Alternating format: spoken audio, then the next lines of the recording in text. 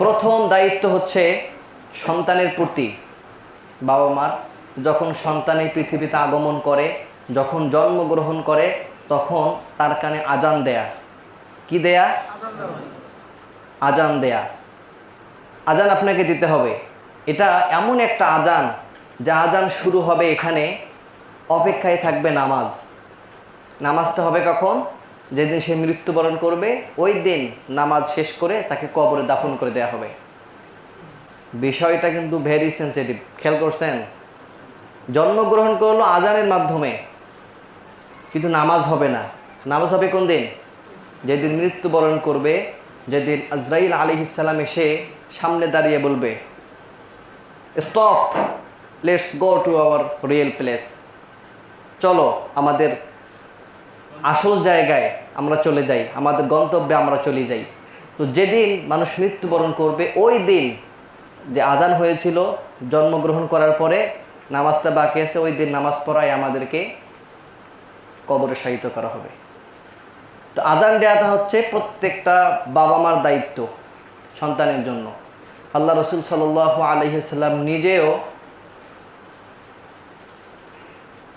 হাসান হুসাইন রাদিয়াল্লাহু আনহুমা যখন জন্মগ্রহণ করেন, তখন আজান দিয়েছিলেন। যেমন আবু রাফে রাদিয়াল্লাহু আনহু বলেন, রাআইতু রাসূলুল্লাহি সাল্লাল্লাহু আলাইহি ওয়াসাল্লাম আযযানা ফি উদিনাল হাসান ইবনে আলী হিনা ওয়ালাদাতহু ফাতিমাতু বিসসালাত। যখন ফাতেমা তার সন্তানকে জন্মগ্রহণ করলো, বা যখন তার সন্তানকে প্রসব করলো, তখন আমি আল্লাহ রসুল সাল্লাল্লাহু আলাইহি ওয়াসাল্লামকে নামাজের মতো আজান দিতে দেখেছি। সুবহানাল্লাহ পড়েন। তো দেখেন, হাসান রাদিয়াল্লাহু আনহু যখন জন্মগ্রহণ করলেন, তখন আল্লাহ রসুল সাল্লাল্লাহু আলাইহি ওয়াসাল্লাম নিজেই আজান দিয়েছিলেন, এবং পরবর্তী সময় বলেছেন যে তোমরা তোমাদের যখন সন্তান জন্মগ্রহণ করবে, যখন এই পৃথিবীতে সন্তান আসবে, তখন তোমরা আজান দিবে। কি দিবে? তাহলে বাবা মার প্রথম দায়িত্ব হচ্ছে আজান দেয়া। তবে দুঃখজনক হলেও এটাই সত্য যে অনেক বাবা মা আছেন, এখানেই আছেন, যারা আজান দিতে পারি না। এটা আপনি বিশ্বাস করেন? দিনে 5 বার যে আজান শুনি, দিনে 5 বার মসজিদে আসলে যে একামত শুনি, হুট করে একটা ব্যক্তিকে ধরেন, দেখবেন একামত দিতে পারবে না, আজান দিতে পারবে না। তাহলে সে কি এই বাবা হওয়ার পরে যে মানুষের যে দায়িত্ব থাকে, তো প্রথম যে দায়িত্ব, এই দায়িত্বই কি উনি পালন করতে পারবে? তাহলে উনি কি বাবা হওয়ার যোগ্যতা রাখেন? এই সেন্সে রাখেন কি? রাখেন না। তাহলে দেখেন আমরা কোন অবস্থায় আছি, আজানটা পর্যন্ত দিতে পারি না। আমরা নিজেদেরকে দাবি করি যে আনা মুসলিম, আমরা মুসলমান। এটা কি হলো বলেন? তাহলে আজানটা আপনাকে শিখতে হবে, নেগলেক্ট করলে চলবে না। এটা মুয়াজ্জিনের কাজ, হুজুরদের কাজ। ওনারা আজান দিবে, ওনারা একামত দিবে, এটা ওনাদের কাজ। অনেকেই তো এমন হয়, সন্তান যখন জন্মগ্রহণ করবে এই সময় হুজুরদেরকে ডেকে নিয়ে আসে। আমাকে অনেক ব্যক্তি ডাকছে এখন পর্যন্ত, মুয়াজ্জিনকে ডাকে যে বাচ্চা যখন হবে আজান দিবে। কেন? বাবা আজান দিবে, সম্ভব হলে মা আজান দিবে, কানে ধরে সুন্দরভাবে আজান দিয়ে দিবেন। তো এটা হচ্ছে প্রথম হক। দ্বিতীয় হক কি? দ্বিতীয় হক হচ্ছে সন্তান যখন জন্মগ্রহণ করবে 7 দিনের মাথায়, যখন 7 দিন হবে, ওই দিন 3টা জিনিস করতে হবে। কয়টা? আল্লাহ রসুল সাল্লাল্লাহু আলাইহি ওয়াসাল্লাম বলেছেন, কুল্লু গোলামির রহিনাতিন বিআকিকাতি তুযবাহু আনহু ইয়াওমা সাবিহি ওয়া ইউহলাকু ওয়া ইউসাম্মা।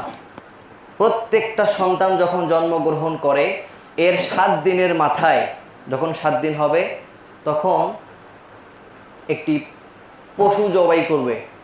কি করবে? পশু বা আপনার ছাগল জবাই করবেন। এটাকে বলে আকিকা। যদি পুরুষ হয়, ছেলে বাচ্চা হয় 1টা 2টা, আর যদি মেয়ে বাচ্চা হয় তাহলে 1টা। এটা হচ্ছে প্রথম। তারপরের কাজ কি? তারপরের কাজ হচ্ছে মাথাকে মুন্ডন করে দেয়া, মাথা নেড়ে করে দেয়া। আরেকটি কাজ হচ্ছে সুন্দর একটি নাম রাখা, ওয়ুসাম্মা, এবং নাম রাখা। কি নাম রাখবেন? আল্লাহ রাব্বুল আলামিনের অনেক নাম আছে, আসমাউল হুসনা ফাদউহু বিহা।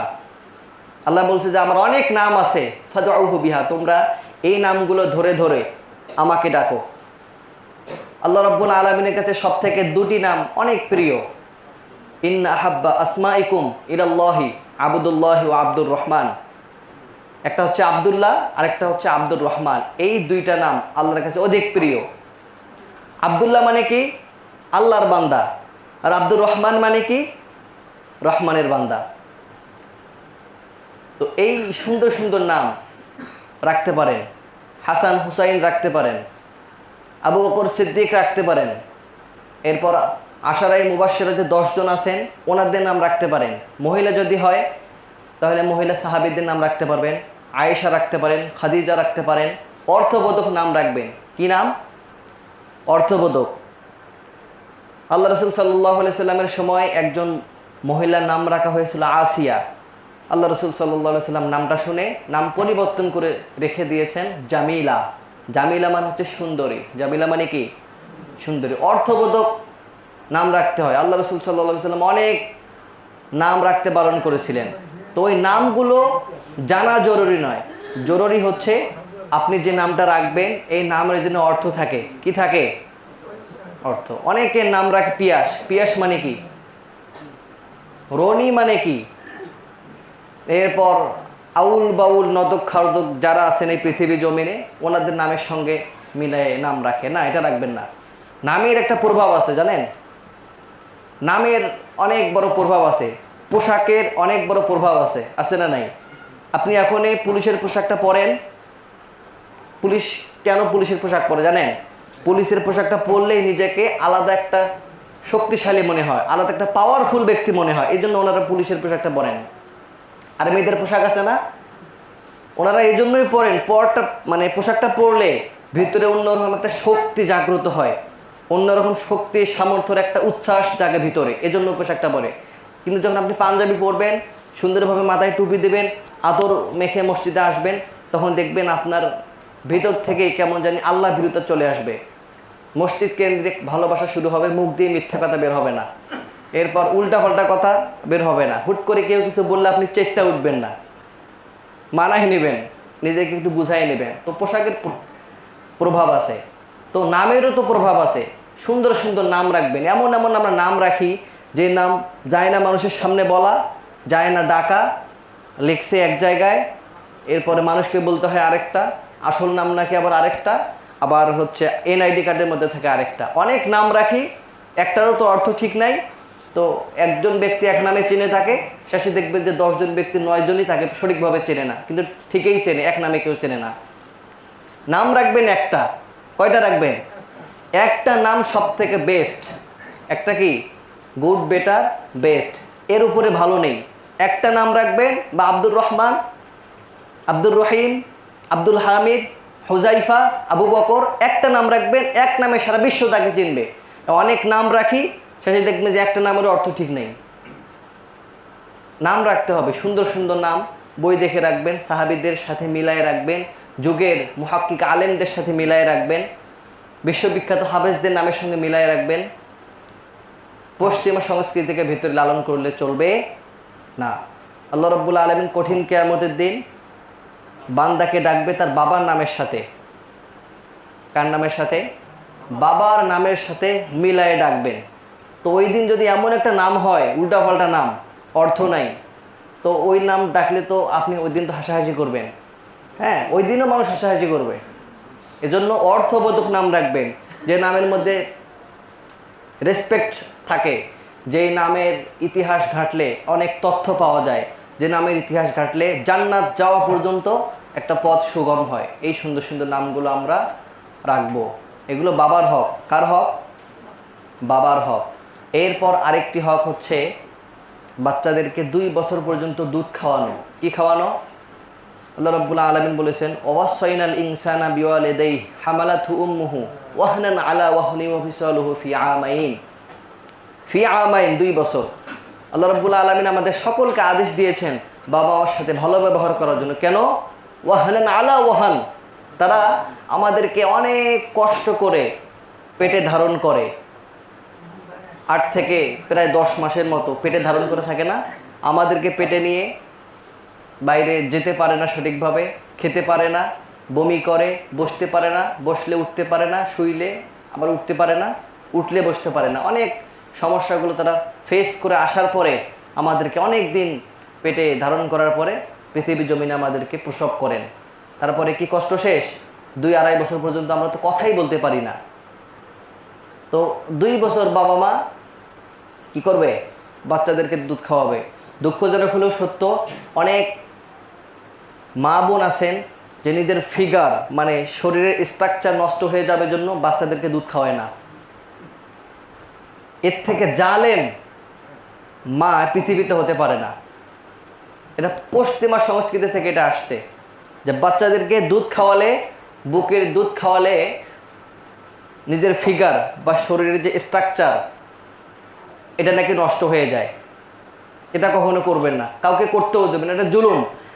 এখন দেখবেন যে বাচ্চাদের কিন্তু অনেক রোগ। ছোট্ট বাচ্চা দেখবেন হার্টের সমস্যা, হার্ট ফুটা। এরপর ছোট্ট বাচ্চা দেখবেন যে রক্তের মধ্যে ক্যান্সার। কেন এগুলো হয়? পুষ্টির বড়ই অভাব।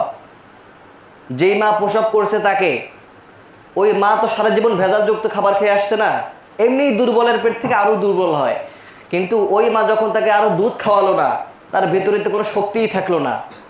স্বভাবতই দেখবেন যে যারা ছোট্টবেলায় ভালো দুধ পায় মায়ের, তারা দেখবেন অনেক বুদ্ধিমান হয়, বড় হয়ে ব্রেনিয়ান হন। দেখবেন যে ক্লাসে পড়বে ক্লাস টপার হন, এমনকি স্কুল টপারও হতে পারে। ইতিহাস ঘেটে দেখবেন সে বাবা মায়ের দুধ খুব ভালোভাবে ভক্ষণ করেছে। তো দুধ খাওয়াতে হবে, বাচ্চাদেরকে দুধ খাওয়াবেন ছোট্টবেলায়। এটা এমন টিকা, এর উপরে পৃথিবীর কোনো টিকা নেই। আমরা কত রকমের টিকা নেই না, এই টিকাগুলো দিয়ে এখন কোনো কাজ হয় না। আপনি মায়ের দুধ সুন্দরভাবে ভক্ষণ করাবেন, দেখবেন যে ছেলেটা কখনো, আল্লাহ যদি করে সেটা হিসাব আলাদা, কিন্তু স্বভাবতই দেখবেন তাকে বড় কোনো রোগ ধরবে না, বড় কোনো অসুস্থতা তাকে তার ভেতরে স্থান পেয়ে যাবে না। এজন্য 2 বছর পর্যন্ত সুন্দরভাবে বাচ্চাদেরকে দুধ খাওয়াতে হবে। এটা হচ্ছে মায়ের দায়িত্ব। কিসের দায়িত্ব? মায়ের দায়িত্ব। এরপর আরেকটি দায়িত্ব হচ্ছে, বিশেষ করে মেয়েদের ক্ষেত্রে এটা হয় যে অনেকেই মেয়ে যখন জন্মগ্রহণ করে পৃথিবীর বুকে, আলাদা একটা টেন্ডেন্সি কাজ করে ভিতরে, বা মন খারাপ। কি হয় যে মেয়ে তো হলো, কিন্তু ওই মেয়ে তো আমার শক্তি যোগাবে না, মেয়ে তো চলে যাবে অন্যের বাড়িতে। ছেলে হলে না একটা শক্তি, মারামারি হোক বা পরবর্তীতে শক্তির সামর্থ্যক দিক থেকে হোক বা সংখ্যা গণনার দিক থেকে হোক, যে দিক থেকেই হোক, ছেলে হলে ভেতরে একটা শক্তি কাজ করে। কিন্তু মেয়ে হলে কেমন যেন নেগলেক্ট করি, মন খারাপ হয়ে যায়। এমনকি অনেক ব্যক্তি আছেন এই মেয়ে জন্মগ্রহণ করার কারণে স্ত্রীকে তালাক দিয়ে দেয়। এমন জালেম পৃথিবীতে আছে না নাই? এটা কি মিথ্যা বলেন? এগুলো নিত্যদিনের খবর। মেয়ে বারবার হয় জন্য স্ত্রীকেই তালাক। অনেক আশা বেঁধেছিল বুকে যে ছেলে সন্তান হবে, এই আশায় 5 থেকে 6টা মেয়েই সন্তান হলো, ছেলে আর হয় নাই। তো এই থেকে শেষ বয়সে গিয়ে মেয়েকে দিয়ে দিল তালাক। কিন্তু না, আমরা এই বিষয়ে সামনে আলোচনা করব ইনশাল্লাহ, যে মেয়ে যাদের জন্মগ্রহণ করে পৃথিবীর বুকে, তাদের জন্মগ্রহণ করা থেকে শুরু করে মৃত্যুবরণ করা পর্যন্ত ছেলেদের থেকে সব থেকে মেয়েদের ব্যাপারে আল্লাহ রাব্বুল আলামিনের পক্ষ থেকে রহমত আসে। এমনকি হাদিসে প্রথমেই একটু শুধু বলি যে যদি পৃথিবীতে মেয়ে জন্মগ্রহণ করে, তাহলে আল্লাহ রাব্বুল আলামিনের পক্ষ থেকে 2 জন ফেরেশতা চলে আসে পৃথিবীর জমিনে ওই ব্যক্তির কাছে, এসে ওই ব্যক্তিকে স্বাগতম, ওয়েলকাম জানাতে থাকেন এবং রহমত এবং বরকতের জন্য দোয়া করেন। এটা মেয়েদের বেলায় বলা হয়েছে, ছেলেদের বেলায় বলা হয় না। এটা আমরা সামনে শুনবো ইনশাল্লাহ। তো মেয়ে যখন জন্মগ্রহণ করে অনেকের মন খারাপ, মেয়েকে পড়াশোনা করাইতে হবে, ভালো পড়াশোনা করায় তো লাভ নাই, চাকরি করে খাওয়াবে অন্যের বাড়িতে গিয়ে, তাই না? এরপরে আবার মেয়ে যদি ভালো কোনো ইচ্ছা করে, ভালো কোথাও পড়াশোনা করবে বা ভালো কোনো শখ করে, তো এগুলোর গুরুত্ব বাবা মার কাছে তেমন থাকে না। এটা অনেক জুলুম।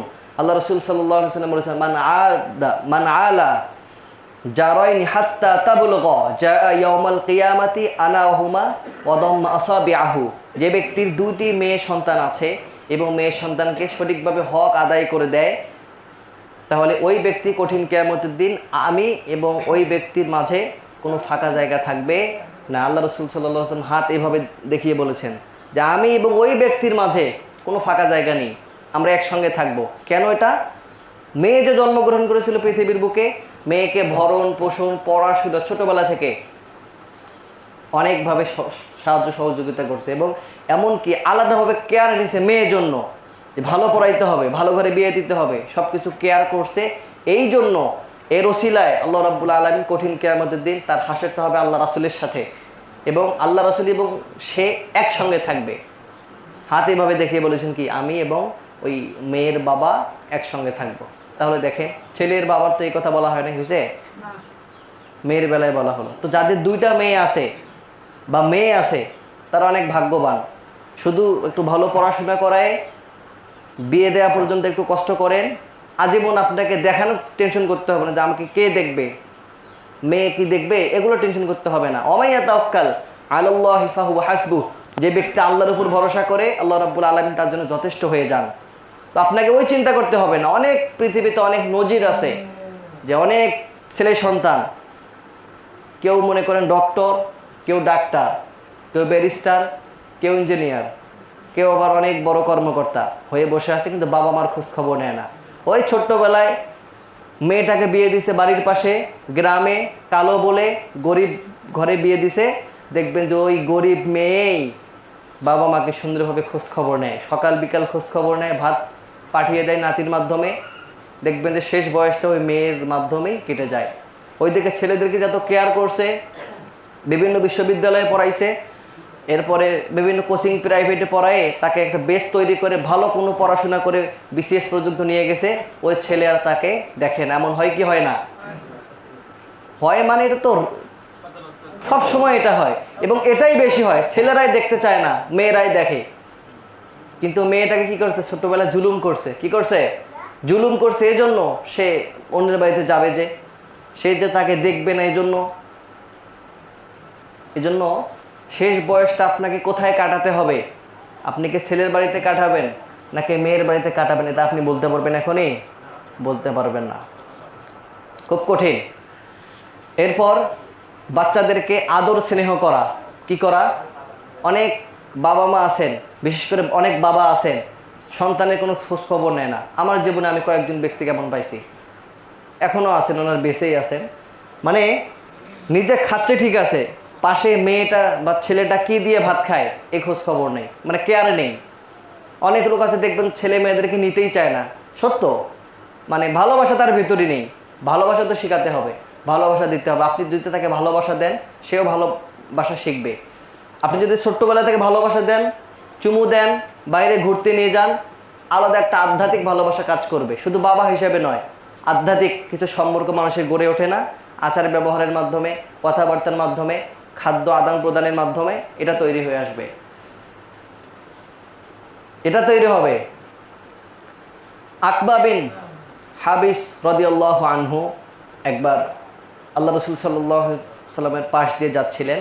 তখন আল্লাহ রসুল সাল্লাল্লাহু আলাইহি সাল্লাম হাসান এবং হুসাইন রাদিয়াল্লাহু আনহুমা ওনাদের দুইজনকে নিয়ে চুমু দিচ্ছেন বারবার। তখন ওই ব্যক্তি এসে বলল, হে রাসূল, আমার 10টা সন্তান আছে, কিন্তু আমি কাউকে কোনোদিন চুমু দেই নাই। তখন আল্লাহ রসুল মনে মনে একটু ভাবলেন, ভাবার পরে উত্তর দিলেন যে লা ইয়ারহামুল্লাহু মান লা ইয়ারহামুন নাস, যে ব্যক্তি মানুষের প্রতি দয়া করে না, আল্লাহ তার প্রতি দয়া করে না। কেন এই কথা বলছেন? উনি নাকি ওনার 10টা সন্তান আছে, একটা সন্তানকে জীবনে চুমু দেয় নাই। কি দেয় নাই? চুমু দেয় নাই। তার মানে ফার্স্ট টাইম আল্লাহ রসুলকে দেখলো যে আল্লাহ রসুল তার নাতিদেরকে চুমু দিচ্ছেন। তখন আল্লাহ রসুল কি বললেন, যে রহম পেতে চায় পৃথিবীর বুকে, সেজন্য মানুষকে রহম করে। তাহলে সন্তানকে ভালোবাসতে হবে না? আপনি যদি সন্তানকে ভালোবাসেন, মূলত আপনার সন্তান, কিন্তু প্রকৃত অর্থে সে তো একটা মানুষ, নাকি? মানুষ না? মানুষ তো আপনি তাকে ভালোবাসলেন, আল্লাহ আপনাকে ভালোবাসবে। তাকে ঘুরতে নিয়ে গেলেন, তাকে প্রফুল্লতা দান করলেন, আল্লাহ আপনাকে অন্য দিক দিয়ে প্রফুল্লতা দান করবেন। এই জন্য সন্তানকে ভালোবাসতে হবে। এই যে কয়েকদিন পরে উইন্টার মর্নিং চলে আসতেছে না, সকালবেলা উঠে নাতি বা ছোট্ট বাচ্চাদেরকে নিয়ে বিছানা বিছায় ওদের সাথে খেলবেন, ওরা অনেক তৃপ্তি লাভ করে। ছোট্টবেলায় আমরা তো দাদাদেরকে অল্প কিছুদিন পেয়েছিলাম, তাতেই অনেক মজা পেয়েছি। কিন্তু এখন যে দাদারা, বেশিরভাগগুলো ইয়ং দাদা, তো ইয়ং দাদাদের যদি কারো থাকে, আরও কিছু লাগে বলেন? ঘুরতে নিয়ে যাবে, দোকানে নিয়ে যাবে, বাইরে খেলবে, বল দিয়ে খেলবে, ব্যাট দিয়ে খেলবে, তো এগুলো লাগবে। ভালোবাসতে হবে, চুম্বন করতে হবে, আদর করতে হবে। এরপর আরেকটি দায়িত্ব হচ্ছে সন্তানদেরকে ধর্ম শেখানো। কি শেখানো? ধর্ম শেখানো। আল্লাহ রাসূল সাল্লাল্লাহু আলাইহি ওয়াসাল্লাম বলেছেন, আকরিমু আওলাদাকুম ওয়া আহসানু আদাবাহুম, যে সন্তানদেরকে সম্মানজনক শিক্ষা দিতে হবে। আদাবাহুম এর মাধ্যমে আদাব বা ইসলামের বেসিক নলেজ এগুলো শিক্ষা দিতে হবে। ছোট্ট বাচ্চাকে যদি ছোট্টবেলা থেকে আপনি যেটা শেখান, ও কিন্তু সেটাই শিখবে। আপনি সকালবেলা উঠবেন, উঠে উজু করে ফ্রেশ হয়ে মসজিদে চলে আসবেন, ছোট্ট বাচ্চাকে নিয়ে আসবেন, একদিন শুধু ওকে নিয়ে আসবেন, দেখবেন যে ধীরে ধীরে ওর অভ্যাস হয়ে গেছে। ও আপনাকে ডেকে দেবে সকালবেলা। এরপর সকালে আপনি গিয়েই হালকা নাস্তা করে কায়দা নিয়ে বসবেন, ও বসবে। আপনিও কোরআন পড়া শিখবেন, সেও কোরআন পড়া শিখবে। এভাবে হতে হতে প্রতিটা কাজ যদি ইসলামের এই বেসিক জ্ঞানের ভিত্তিতে যদি হয়, তাহলে দেখবেন ওই ছেলেটা যত বড় বিজ্ঞানী হোক, যত বড় ম্যাজিস্ট্রেট হোক, আর যাই হোক না কেন, সে কখনো দিনকে ভুলে যাবে না। ছোট্ট বাচ্চা মনে করেন মসজিদে ঢুকছে, বাম পা দিয়ে ঢুকলো, আপনি ওকে ধরেন, আবার পিছায় আনেন, এরপর বলবেন যে ডান পা দিয়ে ঢোকো। সে যখন ডান পা দিয়ে ঢুকলো, একদিন শিখে গেল, আর ওকে এই মাইন্ডটা সেট আপ করে দেওয়া লাগবে না। বাথরুমে ডান পা দিয়ে ঢুকছে, আপনি বলেন যে বের হও, বাম পা দিয়ে ঢোকো। এই যে বাম পা দিয়ে ঢুকলো, বেশ তৈরি হয়ে গেল। খাবারের সময় অনেক সময় ছোটো বাচ্চারা বাম হাত লাগায়, ডান হাত দিয়ে খাওয়া শিখবেন, শিখে গেল। এরপর ছোট্টবেলা থেকে আমাদের এই অঞ্চলে অনেক বড় একটা অভাব, শুদ্ধ বাংলা বলতে পারি না আমরা। আমি ঢাকায় কিছুদিন ছিলাম, তো ওখানে কেমন জানি আমাদের কথা শুনলেই ওনারা বুঝে ফেলে এই লোকটা রংপুরের লোক, রংপুর থেকে আসছে। মানে আমাদের কথার ভিতরে অনেক রকমের টান থাকে, অনেক মানে ভাষাগত অনেক মানে যদি আনস্মার্ট বলেন তাও সত্য। তো আঞ্চলিকতা কখনো আনস্মার্ট হতে পারে না। আনস্মার্ট হচ্ছে কেউ যদি একেবারে শুদ্ধ বাংলা না বলতে পারে, এটা আনস্মার্ট বলবেন, অসুবিধা নেই। আঞ্চলিকতা আঞ্চলিকতাই, কিন্তু আমাদের বাসায় ঘরে প্র্যাকটিসটা থাকতে হবে শুদ্ধ বাংলা বলার। আমরা এমন বাংলা বলি আমি তুমি বলতে তুইমি হয়ে যায়, এটা যেন না হয়। ছোটোবেলা থেকে আমি প্রয়োজনে ঘরেই আমি তুমি প্র্যাকটিস হবে। ছেলে বাবাকে আমি তুমি বলবে, ভাই বোনদের সাথে আমি তুমি সম্পর্ক। আমরা তো ছোটোবেলা থেকে আমি তুমি শিখে আসছি, মুই তুই তেমন বলা হয় না, তো আমি তুমি শেখাবেন। তো এখন আমাদের এমন হয়ে গেছে, আমরা বাবার সাথে তুই মই, জ্যাঠার সাথে তুই মই, মানে সবার সাথে তুই মই। কেন এটা হবে? ছোট্টবেলা থেকে সই শুদ্ধ ভাষা, এরপরে ভদ্রতার সহিত মানুষের সাথে চলা, ধীর স্থির গতিতে কথা বলা, এগুলো শেখাতে হবে। এরপর বাচ্চাদেরকে সব থেকে কম কথা বলানো, কম কথা বলার অভ্যাস করা। অনেক ব্যক্তি আছে খালি কথা বলে, আরে প্রতিটা জায়গায় কথা বলতে হবে কেন? স্টপ, চুপ হয়ে থাকো। একজন ছোট মানুষ, বা আমি হয়তো বেশি বেশি বলতেছি একটু বোঝানোর জন্য, তো একজনের বয়স মনে করেন 15 থেকে 20 বছর, সে কি আপনার থেকে খুব বোঝে? তাকে আপনার প্রতিটা কথায় নক করতে হবে, প্রতিটা কথায় ভুল ধরতে হবে, আর চুপ করে থাকো। ওকে চুপ করতে বলবেন, চুপ করে থাকো, কম কথা বলো, কম কথা বলতে হবে। এমন এমন লোক মানে বুঝুক আর না বুঝুক প্রত্যেকটা কথার ইস্যু ধরে টানতে থাকে, মানে কি একটা অবস্থা। বাচ্চাদেরকে কম কথা বলার অভ্যাস করাবেন, সই শুদ্ধ বাংলা ভাষা বলার করবেন, প্র্যাকটিস করাবেন। এরপরে কি কার সামনে কি বলতে হয় এটা শেখাবেন। এই সেন্সটা অনেকের নেই। হ্যাঁ, খুবই গুরুত্বপূর্ণ বিষয় এগুলো। কার সামনে কাকে কি বলতে হয় এটাও জানে না অনেকে। আপনি একজনের সঙ্গে অনেকক্ষণ তুইমুই করলেও ভদ্রলোকের সামনে বলতে পারবে না, পারবেন? তো বাড়িতেও তুইমুই, গাইবান্ধা শহরে গেলেও তুইমুই, ঢাকা শহরে গেলেও তুইমুই না, এটা শেখাতে হবে। আর আরেকটি সর্বশেষ বিষয় হচ্ছে, প্রাপ্তবয়স্ক হলে বিয়ে দিয়ে দিবেন। বিয়ে দিয়ে দেওয়া হচ্ছে বাবা মার হক। কার হক? বাবা মার হক। এটা ছেলের বাবারও যেমন হক, মেয়ের বাবারও তেমনই হক। প্রাপ্তবয়স্ক হলেই বিয়ে, কোনো কথা নেই। আপনাদের সময় আমরা তো এখন অনেক কিছু করি, ছেলের ব্যাংক ব্যালেন্স থাকতে হবে, বাড়ি থাকতে হবে, অনেক কিছু থাকতে হবে। আপনি যেই ব্যক্তিটার মুখ দিয়ে কথা বললেন, আপনি যখন বিয়ে করেছেন আপনাকে বাড়ি করেছিলেন ওই সময়? আপনি তো কয়েকদিন পরে মেয়েকে বিয়ে দিবেন জন্যই বাড়ি করলেন। আপনার বয়স হয়ে গিয়েছে প্রায় 50 বছর, 50 বছর পরে এসে আপনি বাড়ি করলেন। আর আপনি কিভাবে একটা ছেলের বয়স 20 বছর, তার বাড়ি থাকতে হবে, এটা কীভাবে ভাবেন বলেন? বাড়ি থাকলেই যদি সে বিবাহর যোগ্য হয়, তাহলে আপনি বিবাহর যোগ্য হয়েছেন মাত্র 1 বছর আগে। আমার কথা বোঝেন নাই? আমরা অনেক ব্যক্তি মেয়েকে ছেলেকে বিয়ে দিব জন্য বাড়ি ঠিকঠাক করি না, গ্লাস লাগাই, নতুন পর্দা লাগাই, রং করি, অনেক কিছু করি। তো 50 বছর পরে আমার তৌফিক হলো বাড়ি করার, তো আমি আমার মেয়েকে দিয়ে যে ছেলেকে বিয়ে দেব, 20 বছর বয়সে তার বাড়ি থাকতে হবে কেন? ফ্ল্যাট থাকতে হবে কেন? অনেক বড় চাকরি থাকতে হবে কেন? এটা কোন রকমের টেন্ডেন্সি বলেন? এটা কি রীতিমতো ছেলেদের উপর জুলুম নয়? অনেক ছেলে মেয়ে চাইলেও বাবা মা দিতে চায় না। এই বাবা মা বিয়ে না দেওয়ার কারণে এক একটা মেয়ে 15-20টা ছেলের সাথে প্রেম করা শেষ, লাভ লেটার পড়া শেষ, মানে যা আছে সব শেষ। আপনি এখনই বাড়িতে গিয়ে আপনার ছেলের ফেসবুক আইডি সার্চ অপশনে গিয়ে দেখবেন কতটা মেয়ের নাম লেখা আছে সেখানে। মেয়ের আইডিতে গিয়ে দেখবেন কতটা ছেলের নাম সার্চ দেওয়া আছে। এগুলো কেন? এগুলো আপনাদের কারণে হয়েছে। আপনাদের ওই সময় আপনারা কিছুই বুঝতেন না, আপনাদেরকে বিয়ে দেওয়া হয়েছিল 13-14 বছরের মধ্যে। আর এখন আপনার ছেলেটা বালেগ হওয়ার আগে সবই জানে, আপনি বিয়ে দিতে দেরি করতেছেন 30 বছর। তো গুনাহ করবে না? এই দায় আপনাকে নিতে হবে, আপনাকে এই দায় নিতে হবে। এবং মিউচুয়াল আন্ডারস্ট্যান্ডিংয়ের মাধ্যমে এটা মিলাই নিতে হবে, কথা বলার মাধ্যমে। অনেক ভাই, অনেক বোন অনেক আগেই বিবাহিত হয়ে গেল, তাদেরকে বিয়ে দেওয়া হয়েছিল, চাকরি নাই, চাকরি ছাড়া অবস্থায় বিয়ে দিছে। এই নিবন্ধনের মাধ্যমে তাদের অনেক ভাই চাকরি হয়ে গেছে, হয় নাই? তো আপনার জামাই যদি যোগ্য হয়, যদি পড়াশোনা থাকে, যদি সব মিলা যদি ভালো হয়, একটা যদি ভালো মনের মানুষ পান, বিয়ে দিয়ে দেন, কোনো অসুবিধা নেই। তারা যদি মিলে থাকে, তারা যদি ভালো মানুষ হয়, তাহলে ওই হাসা আর হাসি জীবন নদীতে ভাসতেই থাকবে আজীবন। তাদের জীবনে কখনো কোনো রকমের চিন্তা আসবে না। কিন্তু ওই টাকার লোভে যদি ওই চান্দু কাকার সাথে বিয়ে দিয়ে দেন, তাহলে হয়তো টাকাই থাকবে, তাদের ভিতরে ফিলিংস থাকবে না, ভালো লাগা ভালোবাসা কিছুই থাকবে না। কয়েকদিন পরে দেখবেন যে আপনার মেয়ে অন্য কোথাও চলে গেছে। এটাই হবে। এজন্য বাবা মার অনেক বড় একটা দায়িত্বের জায়গা হচ্ছে কি, ছেলে মেয়ে বিবাহর উপযুক্ত হলে মিউচুয়াল আন্ডারস্ট্যান্ডিংয়ের মাধ্যমে বিয়ে দিয়ে দিবেন, কোনো অসুবিধা নেই। আরে আল্লাহ ভরসা, কি হয়েছে? ছেলের যদি বাড়ি থাকে, গাড়ি থাকে, বিয়ে দিয়ে দেন। এই 50,000 টাকা প্রতি মাসে কামাই করা লাগবে না। যারা সুখে থাকতে চায়, যারা মেনে নিতে পারে, যারা সুখে থাকার ফিলোসফি ভিতরে লালন করে, তারা অল্প খেয়ে অল্পতে তুষ্ট থাকতে পারে। আমি একটা উপমা দিয়ে শেষ করছি, আজকে একটু দেরি হয়ে যাচ্ছে হয়তো বা। গতকালকে আসতে একজনের সাথে দেখা, অনেকদিন পর, মামা বলে সম্বোধন করি। তো বললাম যে মামা কি খবর? বললো যে ভালো খবর, ভালো, সব মিলে ভালো আছি। তো উনি মসজিদে আজান দেন। কি দেন? আজান দেন।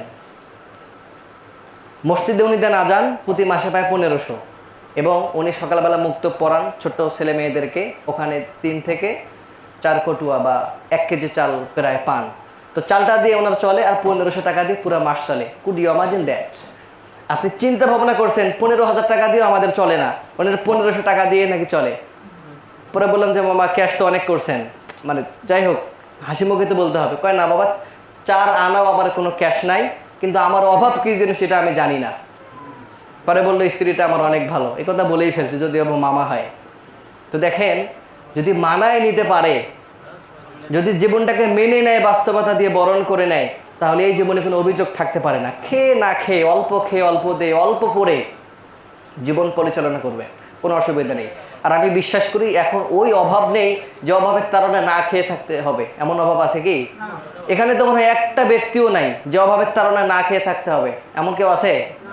এই জন্য যদি ভালো পান, ভালো ছেলে পান, ভালো মেয়ে পান, সুন্দরভাবে তাদেরকে জীবনটা গড়াই দেবেন, বিবাহ করে দেবেন। আল্লাহ রাব্বুল আলামিন আমাদের সকলকে, প্রত্যেকটা বাবাকে এই পিতামাতার যে কয়েকটি হক আছে ছেলেদের উপরে, এগুলো ভিতরে লালন করে, ধারণ করে, সব কিছু বুঝে নিয়ে আলোচনার মাধ্যমে সব কিছু আদায় করার তৌফিক দিয়ে দিক। আল্লাহুম্মা আমিন। ওয়া আখিরু দাওয়ানা আলহামদুলিল্লাহি রাব্বিল আলামিন। আসসালামু আলাইকুম ওয়া রাহমাতুল্লাহি ওয়া বারাকাতুহু।